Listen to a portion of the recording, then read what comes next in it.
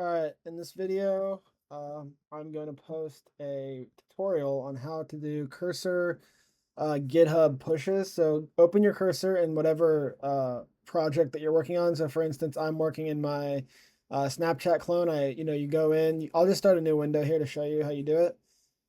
So you open your window, your cursor window, and this is pretty basic stuff. But you go into so you open project, and I'm just going to go into my projects folder here. Um, Desktop.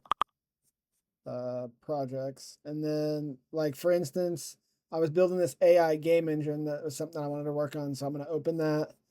And then right here, you're going to see source control, and you really need to get familiar with this. You're going to see search, which allows you to search through your repo for anything. So like if I wanted to search for docs, it would show every file that has docs, which is great. And then you can go to those files and edit them. But then we're looking for source control. So source control right here is going to have all of your control for that product or that project. So you click on it, and then it's going to show you all your files that are staged.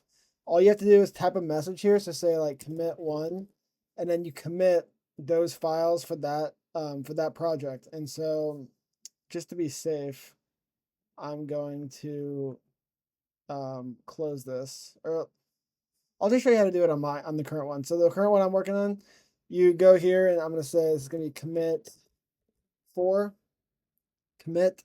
It says, do you want to do this? And you say, and also, by the way, if you have environment variables, you're going to need to add those before you commit to your git ignore. So you do that by going into your git ignore file, which will be in your project. You'll see a git ignore somewhere right here. And all you do is add, for instance, I keep mine in the services config.js. Yours might be in an environment variable. You add it there to that thing. And then that's all you have to do. And then save that file. Then you go back to your source control. And then anytime you make changes to that file, it won't be added to your Git. So when you push to GitHub, that won't be added to that thing. So that's pretty cool. So yeah, you go to commit. I just type in commit 4 or whatever you want to call it, because this is the 4th commit or whatever, the 5th commit, whatever. Type it in, hit yes. And then finally, once it commits, so how it works is you add the files, you commit the files, then you push the files. That's the flow of Git. In terms of from your computer to GitHub. Now, obviously, before you do that, you have to have it remotely pull that GitHub repo that you want to do. And so, let me show you that in a second. So, I'll sync changes. I'll hit OK. And now, if I go to my GitHub for that project, you're going to see that the files have been committed now. So it says right here now. So that worked. And so I can just copy this GitHub link and put it into send it to Ash for the turn in or whatever. So I'm going to close this for a second. And I'm going to open a new cursor window. And we're going to do this with a new project so you can see how you actually, the reason this is that, that the more you do this, the more you're like, shortcuts are like freaking alcohol. They're freaking awesome for this because it makes you feel like you're the man. So, that being said, I have my RAG, this is the project that we had for the thing earlier today. So this is the thing you're going to come in contact with. It's going to say initialize repo or publish to GitHub. So what you want to do first is, as far as I know, you hit initialize repo, and it initializes it with all the things that have been changed in that repo. So you're going to say commit 1. And then I hit commit, hit yes, and then publish branch, same process, publish branch. And it's going to give you these two options. Do you want to make it a private repo, or do you want to make it a public repo? And for the case of, like, obviously, if you're building something for a company, you're going to want to make it private and share with individually on GitHub with those people in your company that are using that repo. But for this, it's public because these are school projects. So all you're going to do is type in public repo, click it. It's going to say can't push for whatever reason. And almost always the reason it can't push is because you have an environment variable that's in it. So what we're going to do is we're going to uncommit. So actually what you do here is, I'll tell you the command here. You say, go to ask and say, what is the command to uncommit? So you might come across this issue, very likely. What is the command to uncommit files? And then open your terminal right here, or you can use Warp. And this is what Warp looks like. If you were wondering what Warp looks like, it's like this. It's pretty sweet. It has AI features. It's really nice. You can open multiple tabs. Just really nice. But anyways, to reset, is you're going to do a soft reset or a hard reset. we'll do a hard reset of the head here. So we're going to copy this and run it here. And when I run this command, it's going to, on that source control, it's going to put all those files back into the source control. So I run that. It says no matches found. So let's try hard, or let's try soft. Oh, maybe. Yeah. No matches found for head. Maybe we have to get rid of that last dot. Yeah. Did that reset it? Let's try a hard reset.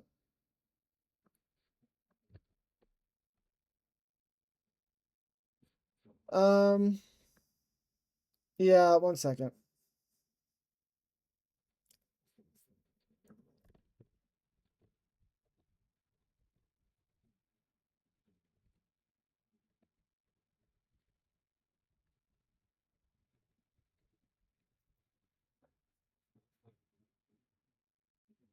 See what it says here. I'm just trying to help you out because I think you're probably going to commit something with a environment variable in it, and then you're going to be like, I'm stuck. I can't get out of this. So let's fix that right here. Let's see what it says. Let it generate.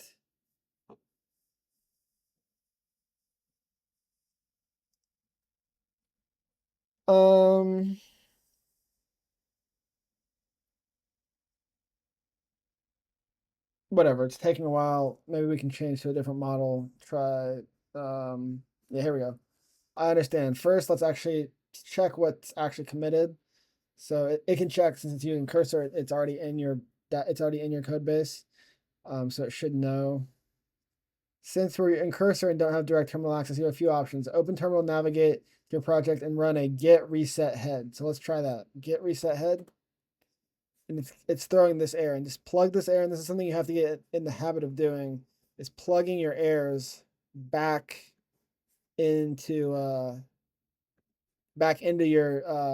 your chatbot. So this is really important. So plug the error that you get. You have to put it in quotes since we're using Zish, I guess. That's the rules. The rules are important here. So now it's saying that. So let's see. Let's try this one. Still giving some errors here. Let's copy, paste that in.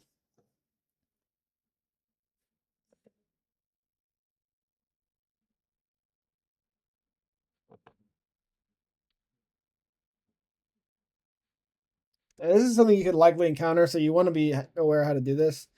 The repository might have been cloned, and changes to Docker Compose might be your first changes. In this case, instead of trying to uncommit, you probably want to check a get status. So let's try get status. On main branch, nothing to commit. Working tree clean. If you want to undo changes to Docker Compose, you can restore it to its original status. So we're going to restore it.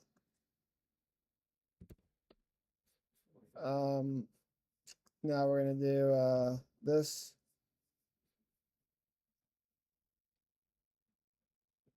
Okay, let's try publishing.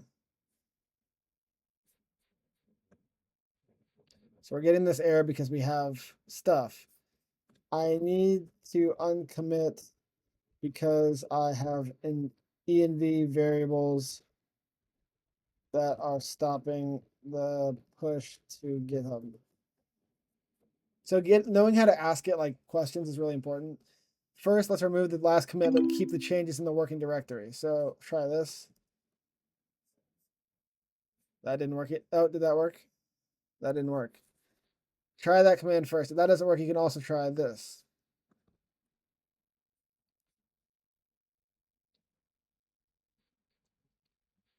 Okay.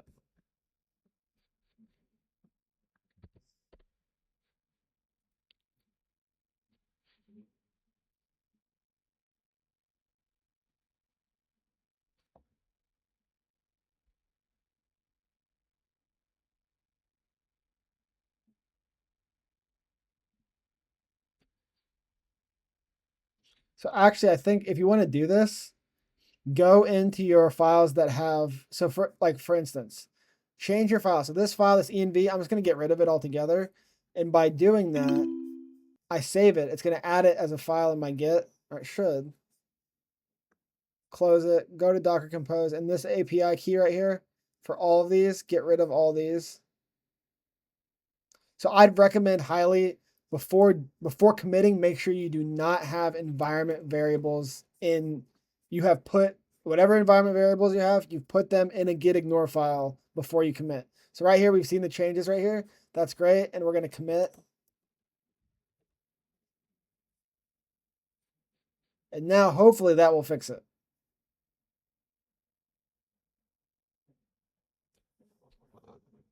There's a little bit of work that has to get done here because there's multiple files that, yeah, okay, it didn't work again. So I changed the Docker compose and it still doesn't work.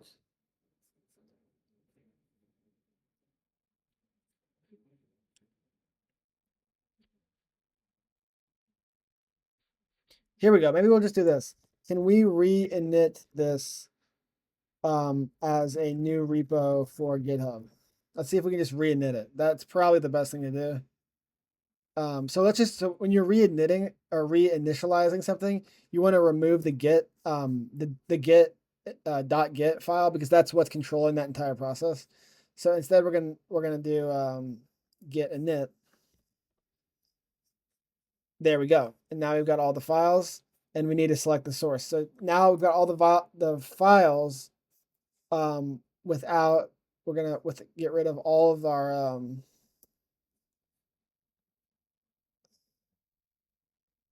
get rid of all of, yeah. So now every file hopefully does not have an environment variable because it will pick up those environment variables. So you go commit 1, commit, state, yes, publish branch.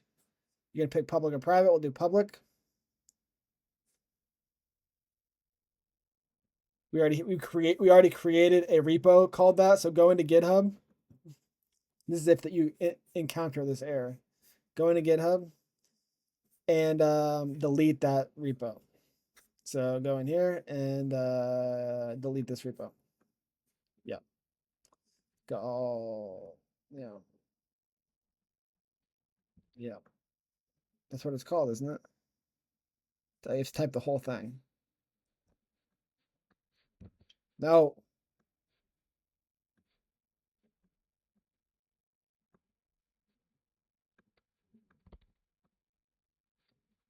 Password, whatever. Okay, so now that's deleted, and now we can create a new one of those. So if we go here, repository name, we just say, we can name it. So actually we didn't even have to delete that. As long as you name it something different, you could say this is a Langsmith repo and call it a public repo. Boom, publish to GitHub.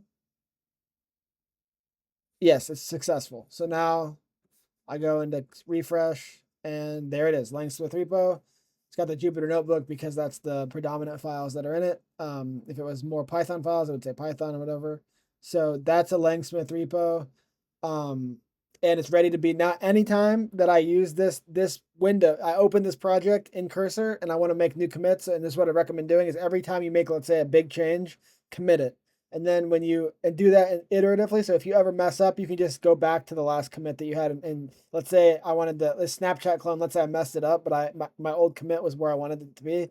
I just download the zip or clone it back into my thing and start fresh from this one. And that's how you stay fresh on your thing and basically it allows you to not, if you mess up, you have a backup basically. So yeah, that's how you do that. So thanks.